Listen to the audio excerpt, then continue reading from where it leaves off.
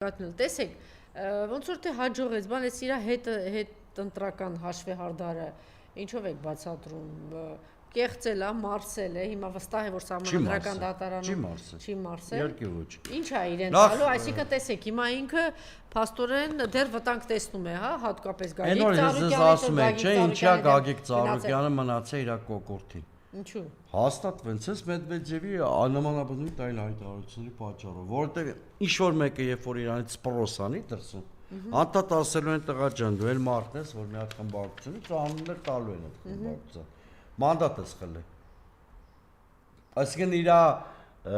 ապօրինի լինելու թեստն է։ Դե միակ երկիրը այդ Ռուսաստանն է, որովհետև նույն Եվրոմիությունը ողջունում է, ուզում է մարդել ու դիտասել նորմալ է, Միացյալ Նահանգները։ Ունեցավ արևմուտքը անպայման։ Բա ի՞նչ է։ Դանիել Իոաննիսյանի հայտարարությունը հիշելու է։ Բանակ մեղմացնի, ինքը ավելի է սրում Ծառուկյանի հետ։ Չէ, դա դին ուրիշ բան է համար անում։ Նա պիտի ռուսամետ բոլոր ուժերին կարողանա գլխատել, որ Ռուսաստանին ասի ուզեք չուզեք իմ հետ պիտի խոսեք։ Դրաման է դա։ Ոնց գլխատի, դուք 40 քանի հոգի գնում եք խորհրդարան։ Դուք ասեցիք գնում եք ամբողջ հաշվարկը նրա վրա է, որ լիդերներին մեկուսացնելուց հետո այդ խմբակցությունների հարցերը ինչ-որ ձևով կլուծի։ Հա, այդպես։ Դրա համար եմ ասում, քաղաքական համակարգեր պիտի ստեղծենք, որ դա հնարավոր չլինի։ Ինքը հիմա բոլորին գլխատում է, այս հատկապես 3 ուժերին, թողնել են մյուս ուժերը, որպեսզի ասենք Ռուսաստանին ասի դե ոչ մեկ չկա, ուզես չուզես պիտի իմ հետ պայմանավորվես։ Այդ դրա համար է ինքն էլ փոխադարձում խաղը։ Ինքը հրապարակային փոխադարձում է։ Դա հասկանալի է, բայց մյուս կողմից Ռուսաստանի համար սա իմիջային համաշխարհային խայտարակություն է, եթե այդպես է, որտեվ ինքը կանգնում է Պուտինի հանդիպման ժամանակ ասում է ռուսական բանես ուժերի նկատմամբ դու այսպես, հետո դրանց եթե այն ինչի մասին դուք խոսում եք, Անի Նիկոլը կնշանակի, որ Ռուսաստանը այսպես իմիջային առումով զրոյանում է, չէ՞։ Տեսեք, Հայաստանը Իրան չի հայ-ռուսական հարաբերություններն էլ Ամերիկա-իրանական հարաբերությունները չեն։ Մենք շատ փոքր սուբյեկտություն ունեցող երկիր ենք, շատ մեծ։ Բայց Էրդողան քեռի ունի, Ալիև հոպարի տղա ունի։ Հա, բայց այդ դեպքում կրվախնձոր ես դառնալու, անկանխատեսելի երկու։ Լինում է, այն ինչ որ։ Հետաքրքիր միտք եք ասել։ Հետո գիտեք ինչ կա, այդ թուրքական գործոնն էլ է մի քիչ հարաբերական։ Ի վերջո ակնհայտ է, չէ, որ եթե օրինակ ռուս-ամերիկյան գլոբալ համաձայնություններ լինեն,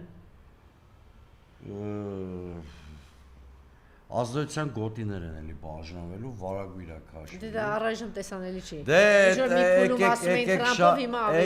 Եկեք շատ վստահ չէ, Թրամփը ավելի է մոտեցնելու ամերիկյան գեգեմոնիայի վաղճանը։ Արդեն մոտեցել է։ Ես ռուս-ամերիկյան հարաբերությունների մասին այդ իլյուզիաները, հա, բայց իլյուզիա կար չէ, որ թե հիմա Թրամփը կգա, բայց իրականում տեսանք 6 ամիս հետո լրիվ ուրիշ աշխարհում ենք զարթնելու, որտեղ հիմա նախադեպ էսկալացիա սկսվելու նաև ուկրաինական պատերազմում։ Այո, դրա մասին էլ եմ ուզում խոսել, բայց միջև այդ այսպիսի մի միտք եք ասել, հոգով բոմժերի իշխանությունը նկատի ունենալով, որ ինքը նախ հայտարարեց, որ այդ մեծ գործարարներ, բարերարներ, այդպիսի հնարավորություններ ունեցող մարդկանց դարձնելու է բոմժեր եւ հիմա էլ էս իր տերորը, որ շարունակում է լիդերների նկատմամբ, դե ինչի միայն Գագիկ Ծառուկյան, տեսանք իշխանի նկատմամբ ինչ արեց հայ-հեղափոխական դաշնակցության եւ ոչ միայն, հա, էլ չեմ ասում 700 հոգի ձերբակալված ուժեղ Հայաստանից, այո, Չալաբյանի նկատմամբ։ Տեսեք, հոգով բոմժ, ինչի եմ ասել։ Ընդհանրապես իրանց վարկագիծը հոգով բոմժի վարկագիծը, դա ինչ է նշանակում։ Օրինակ կամերաների առաջ չտեսի պես հաց ուտել, առանց արժեք ստեղծելու հարձակվել հաջողության պատմություն ունեցող մարդկանց վրա։ Գիտեք, ընդհանրապես պետությունները, դուք ճիշտ եք ասել, հարստություն են համարում խոշոր կապիտալի ներկայացուցիչներին, որովհետև դա ձևավորում է երկրի ընդհանուր հարստությունը, ի վերջո։ Այս մարդիկ հոգով բոմժը, չէ՞, բոմժերն են, չէ՞, ուրախանում դիմացինի սննկացման փաստով։ Իմիջիայլոց բան օրինակ կարող է թվալ։ Հիմա ցանկացած կայացած երկիր գնացեք, ասենք տեսնում ենք, չէ, այս ինչ դղյակը, այս ինչ թանգարան, այս ինչ այգիներ, այս ինչ, դրանք գիտեք ում է ժամանակին պատկանել։ Նապոլեոնի նախարարին, այս ինչ արիստոկրատի դղյակը, այս ինչ չգիտե, հո չեն տարել իրանց հետ աշխարհ։ Այդ մնում այդ երկրին հարստություն, չէ։ Հարստություն է, հետո մի բան ասեմ։ Այս մարդիկ այսքան հարստություն որ ստեղծել են, մեծ հաշվով, չգիտեմ, մի սերունդ հետո, երկու սերունդ ընկերուն հետո։ Էդ ում հարստություն։ Բանի քաղաքակերտ աշխարհում եւ մի հատ գնացեք հենց Ծառուկյանի ստեղծած այգի ու պուրակա ստեղծած դրախտ լինի։ Տեսեք ինչի մենակայքի, բայց Հիսուսի պրոյեկտը, արձանի, բայց չեմ ասում Սամվել Կարապետյանի կառուցած ու արած այսինքն այդ մարդիկ ու այդ հանրային բարիկները, որ ստեղծել են հետները հիվանդանոցներու չգիտեմ։ Հիմա տեսեք մի հատ բան ասեմ, սովորաբար աշխարհի Այսինքն ես ճիշտ եմ ասում, դա իհարկե պետության հարստություն է։ Երկրներում եւ ոնց է, ավելի կոշտ դիրքորոշում են ունենում ուժային նախարարները, իրաց պաշտոնից ելնելով։ Եվ ավելի կառուցողական կամ գործընկերային դիրքորոշում են ունենում տնտեսական բլոկի նախարարները։ Չէ, որտեվ իրանք ուղիղ ժողովրդի բարեկեցության բաների հետ կապ ունեն։ Էս բավոր բոմբշի օրինակ Գևորգ Պապոյանը ի՞նչ է։ Նստում է հերոստացույցի առաջ, ասում է, բանի այն շանգրիլների լիցենզիան վերցրու։ Հիմա ես ասեմ, վերցրու։ 500 աշխատատեղ փակել ես։ Չէ, բայց այդ որ մեծ մի հատ այդ փողերի մասի խոսքը։ Տարեկան 6 միլիարդ դրամ։ Սամվել Ալեքսանյանի կիննա, ինքնա, ձեր ծոցի գործարարներն են, ձեր սրտի գործարարներն են, օլիգարխներն են։ Այդ ոնց է լինում կառավարության նիստի ժամանակ, վեր եք կենում միլիարդերի համար հարկային արտոնություններ եք տալիս, գումարներ եք տալիս Սամվել Ալեքսանյանի նման։ Մի րոպե, այդպես միլիարդերը գիտեք ինչ հիմնավորմամբ աշխատատեղ է ստեղծում։ Այսինքն դուք ընդ փակում եք աշխատատեղը մարդկանց ուղարկում եք տուն, պետության բյուջեի հաշին փողը տալիս են, այս մարդկանց բաներ են անում, խնայողություններ են անում, 6 միլիարդ ասում եմ, տարեկան բյուջե էր, մուծում այդ բանը խաղ։ Դուք մենակ եք ասում, մնացած տեղերում էլ ինչքան բաներ կա։ Զավոդը, բա հեծերի, գիտեք ես լրիվ բեռա նստելու բյուջեի։ Իհարկե։ Ես իհարկե։ հետո ես բոմժերն էլ իրա բնորոշ բայց մյուս օլիգարխներին էլ մի հատ բանը խորհուրդ կտամ։ Նիկոլ Փաշինյանի հետ համակեցություն մեկա չեք ունենալու։ Վաղը մյուս օրը ձեզ հասնելու, նույնիսկ այն մարդկանց, որոնք հվում այսօր յուրային են իրան, որովհետև ընդհանրապես անձնիշխան համակարգի ինչ է, իսկ ինքը կատարյալ գնում է դրան, որ ամբողջ կապիտալը պիտի վերահսկվի մենակ իր կողմից։ Միայն ու միայն։ Միայն ու միայն։ Եթե մեկին թվում որ ինքը հեն այն Նարեկ ինչ աներ։ Նարեկ Նալբանդյանի գործերը վատա, նաև համել ապաշնորեն է, իրանք ասում են ինչ որ սուպերմարկետինգներ բան չեն կարողանում աշխատեցնել։ Մենակ հարցը կա ապաշնոր չեն, կա ուրիշ պատճառ կա։ Չէ, նաև նկատի ունեցեք, ես դրա մասին էլ եմ խոսում։ Եթե բիզնեսը 100% պատկանում է կոնկրետ մարդու, ինքը շատ, եթե նույնիսկ ինքը չի կարողանում, շատ շնորհալի մենեջերներ է գտնում։ Գուցե այդ բիզնեսում որոշ իշխանամետներ փայ ունեն, դրա համար այդ բիզնեսների վրով իր սիրտը տակ չի։ Չէ, դենենց էլ չի էլի, որ երեկվա անգրագետ, կիսագրագետ թերի զարգացած մի հատ որ քնիչ, ես իմ սուպեր գործարարը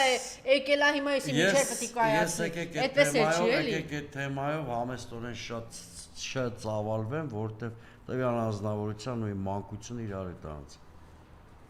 Ու վստահ եմ որ դու գիտեք թերի զարգացած կիսագրագետ։ Ես ամենայն դեպս ես էլ իր այդ աշխատած քնիչներին գիտեմ, միջև վերջերս պրոֆի չի, ես չեմ կարծում։ Դե ես չեմ կարծում, որ գործարար տես միամիտ դառնում են ամեն դեպքում։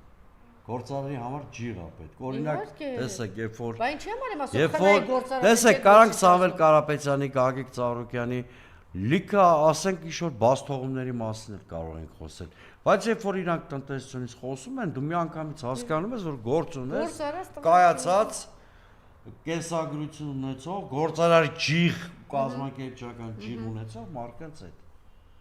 Այդ ակնհայտ է, չէ՞, այսինքն ու այդ կերպա, գիտեք քանի մարդ է երրորդ հանրապետության պատմության մեջ հարստացել ու շատ արագ քաղաքական փոփոխությունների պատճառով ամեն ինչ գործում։ Ես այս պատմությունը միշտ ասում եմ ՀՀՇ-ի կարկառու Իդեպ իշխանում։ Դες ասեմ էլի ձեր ներկայությամբ ՀՀՇ-ի կարկառու ներկայացուցիչներից մեկը ինձ մի օր պատմեց, ասեց, այն ժամանակ ոնց էր, ասում են, այս շենքը դուրդ գալիս է, հա, սեփական աշնորհի վերցրու, սա այսպես է, ինչ կոպեկներով բոլորին նվերներ են տվել։ Իմիջիայլոց վերջերս իմացա նաև գրողներից մտավորականներին էլ ինչ թանկ բաներ են, բոլորս գիտենք, չէ՞, Կազիրոկը ոնց է իհարկե լուսահոգի ռիփսի մային բաժին ասեմ։ Ուզում ասեմ։ Չէ, ուրիշ բանի մասին եմ ասում, եւ ինչ էր պատմում ինքը։ Ասում էր այդպես, էս տալիս էին անկապ, քեզ, բայց ասում էին 99.9% ապաշնոր էին։ Այդ շենքը ծախում էին, ուտում էին, մի հարկը ծախեցին, հետո երկրորդ, հետո երրորդ, հետո վերջում մի հատ ավտոտնակի հույսին մնացին։ Հիմա մենք ունեցել ենք, ոնց որ դուք ասեցիք, մատերի վրա հաշված մարդիկ, որ կարողացան, չեղա, մի Իմիջիալոց իշխանության ներսում էլ մի հատ տես կայացած կա, ես չեմ ուզում բան անել։ Սուքիասյանը, հա, Սուքիասյանն էլ արտոնությունների, Սուքիասյանն էլ հեշական արտոնություններից օգտվել է, բայց ի տարբերություն իրանց բոժերի,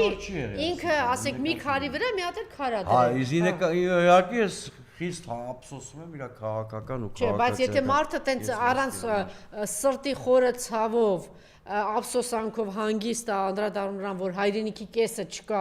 ահռելի տարածքներ տվել են թշնամուն, Արցախը տվել են թշնամուն, ինքը դրա մասին հոգ չունի, Հայաստանի Հանրապետությունից տարածք չավարտել Սուրենյանց, տվել են եւ դրա համար ինքը ցավ չի տեսնում, բայց եթե իր հետ կապած իր սեփականության հարցը լիներ 10 մետրի համար պատրաստ էր, ես ինչ աներ։ Բայց ես մի բան հիշեցնեմ, էլի ես